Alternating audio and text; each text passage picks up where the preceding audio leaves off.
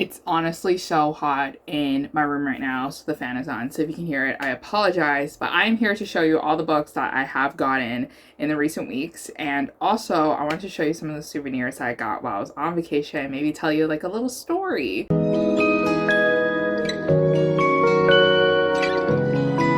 As I age, I don't know why, but I've been collecting more souvenir shirts for every place that I go. I feel like I'm just trying to hold on to a special memory by buying a t-shirt. And so now I'm like that weird quirky character.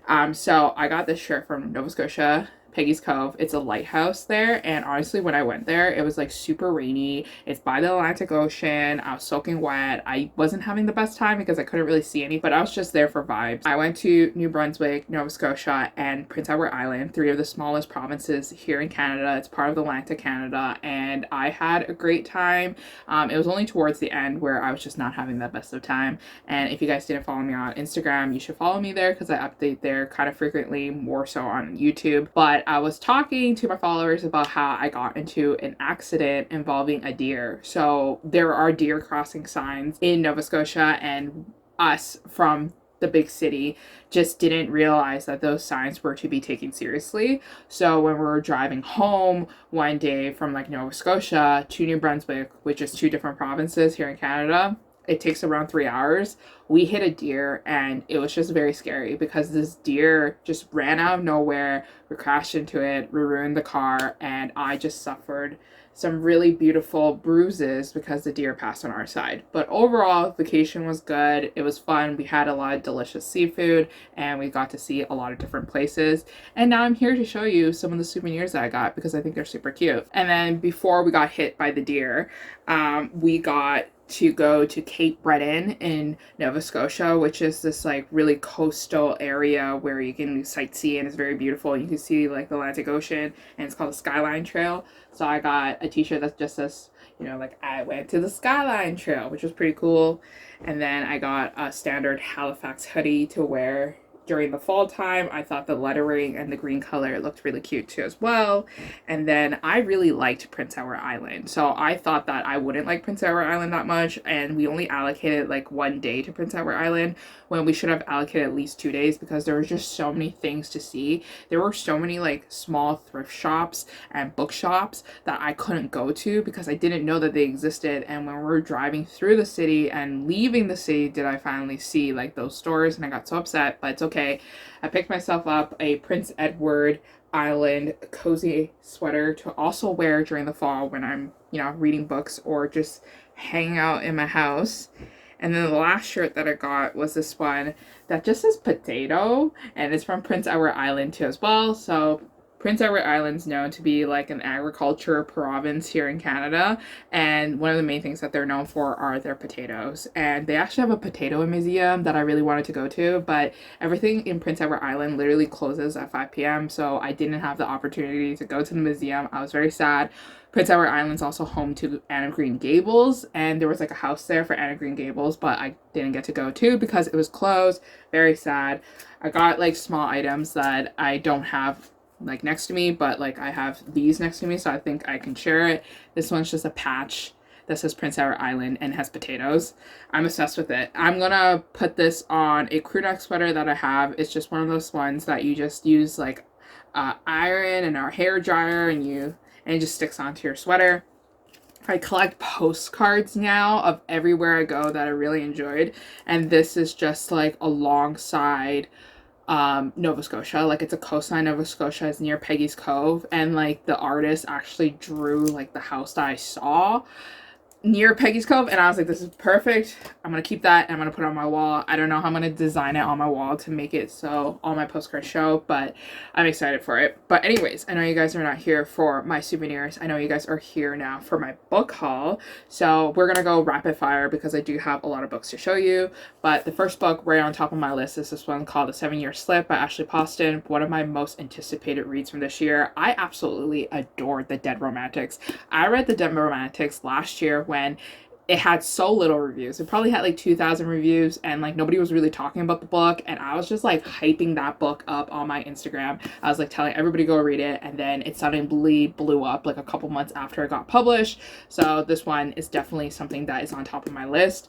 I think it has like magical realism in it again. I didn't read the synopsis. I don't want to read the synopsis. I don't want to ruin it for myself. But our heroine, I think, inherited her aunt's house, and the house has magic. So, and then I picked up this one from Lucy Score. This one's called Pretend You're Mine. I'm slowly but surely collecting all the Lucy Score novels.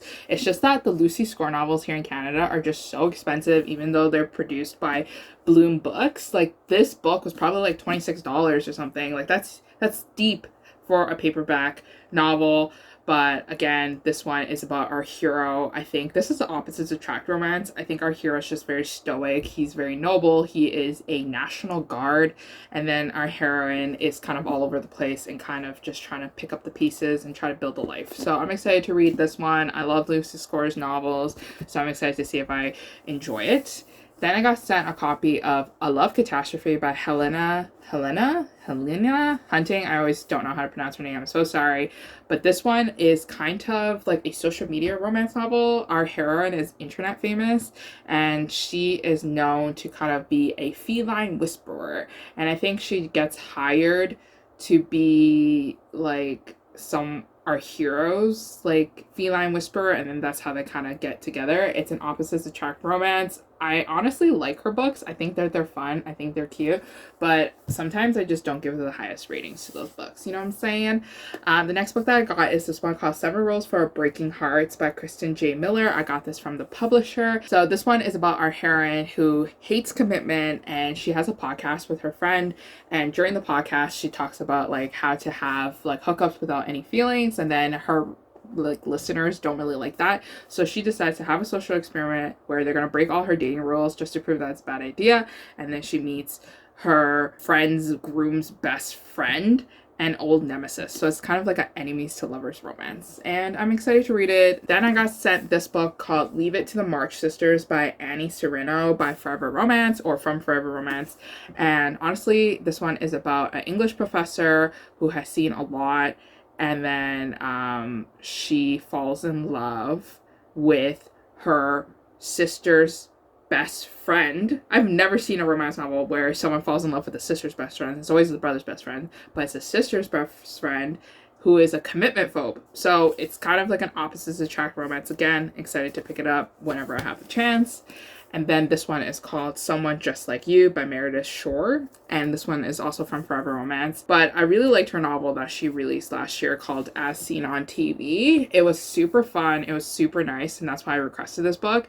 This one is set in New York City, and then she has a nemesis named Jude Stark that they hate, even though that their families are super close with each other. So another enemies to lovers romance. I'm excited. I love enemies to lovers romances. Of course, I got a copy of Love Theoretically by Ali Hazelwood. I'm excited to read it. I don't know when I'm going to read it. I'm kind of saving it because I'm saving it for a bad day. You know, when I need to pick me up, because I know that this one's going to be a 5 out of 5 stars for me. I just know I'm going to love it. I love Ali's books. Don't know what this is about. Don't want to ruin it. Not watching any reviews about this book anyways, because I don't want their opinions to affect me. And then I bought this book on vacation called Wonderlust, and this one's by Elle Everhart. And this one is a fun, once again, enemies to lovers romance. I have a thing going on. I just love enemies to lovers romances. So this one's set in London, and I love like European romances, like UK romances. And this one is about our hero and heroine who win a trip via like a radio station, and then they hate each other, but they have to like vacation together. And they used to be dating each other. Yes, they hooked up, and then our heroine ghosted him. So it becomes really awkward when they have to like vacation with each other. And I read a few pages of this book while I was in the bookstore, and I love the banter. It just seems so fun. It seems so fresh. Like they actually genuinely seem like they hate each other, and that's why I loved it. I just went and got my next stack of books that I have to show you guys. But I am collecting Rachel Smith's graphic novels. This one is volume 3, and it's called Lore Olympus. I don't know what the series is called. I never read book 1. I never read book 2. I don't know if they're good, but I'm buying them because my friends like them, so then I just want to collect them all. If I don't like them, I'm just gonna sell it on Facebook Marketplace. But anyways, It's Greek mythology. It's a graphic novel. The artwork is stunning, and I heard it was steamy. And then I got another Lucy Score novel called Rock Bottom Girl, and this one is a different take because this one deals with an older couple. So our heroine's 30 years old, and then our hero's older too as well. I'm curious about how Lucy Score writes her characters who are older because, like, we're used to her writing, like, young, fresh people, you know, jumping into relationships and, you know, committing themselves. Now we have, like, older people who've seen it all. I want to know how it goes. I'm excited to see it. Maybe it's going to be mixed with women's fiction. We don't know. Surprise, surprise, I picked up the new Lorraine Heath novel. This one's called The Notorious Lord Knightley. Did not see anybody review this book. Will not see anybody review this book until I read this book. I'm excited to read it, but the first book in the series called the Chessman Masters of Seduction series, I didn't really like. I didn't tell you guys about it yet, but I didn't really like it. It has a lot of mystery, it has a lot of intrigue, and that's what I expect from this book too as well. Not really a big mystery fan, so we don't know. Then I got this YA historical romance novel. They are publishing so many historical romances in young adult now, and I'm so excited for it because I want the next generation of historical romance readers now. And I want to see if they're as good as the adult romances. So this one's called Bellegarde by Jamie Lilac, and it's just so cute. It's so stunning. So this one is our heroine. She is lower class. She's a baker's daughter, right? She knows everything about pastries. And then there's this Bellegarde that is, you know, taking place. I don't know what a Bellegarde is. I guess it's like a ball. And then she meets the Playboy of Paris there. And I guess this one's kind of like a Pride and Prejudice situation because he's rich, he's wealthy, he's from a different class. She's in the lower class. So I'm excited to read this book. And then the next 3 books I have to show you, and probably the last 3 books I have to show you, is this one from Chloe Walsh. So now I see these book talk, booktube girlies, I watch a lot of them, read these books, and I was so curious because I saw them read it, I saw them really enjoy it, and I was like, oh, I love that. So I picked up Binding 13, Redeeming 6, Saving 6. And I know I'm missing the second book in this series. It's just sold out here on Amazon Canada, and they're republishing these books with Bloom Books anyways. So I wanted to get the older covers because I feel like the older covers might be more in demand if I ever need to resell them, in case I hate them. So these are sports romances that involve a lot of heated drama. I think it's like a friend group, and then like they all fall in love with each other, and then it just like there's just drama, and it just seems so juicy and seems so fun when I was like listening to the reading vlogs from these booktube book talk girlies, and I wanted to kind of dive into it. And then I guess like the last historical romance that I have is this one, and I think it's very gorgeous. This one's called The Heiress Swap by Madison Michaels. I'm not sure I've ever read a Madison Michaels book. I know I own her novels, so I'm excited to see if she's going to be one of my new favorite authors. This one's from Entangled Romance, and this one involves our heroine who decides to switch places with her American heiress cousin, and then she falls in love with the wrong person.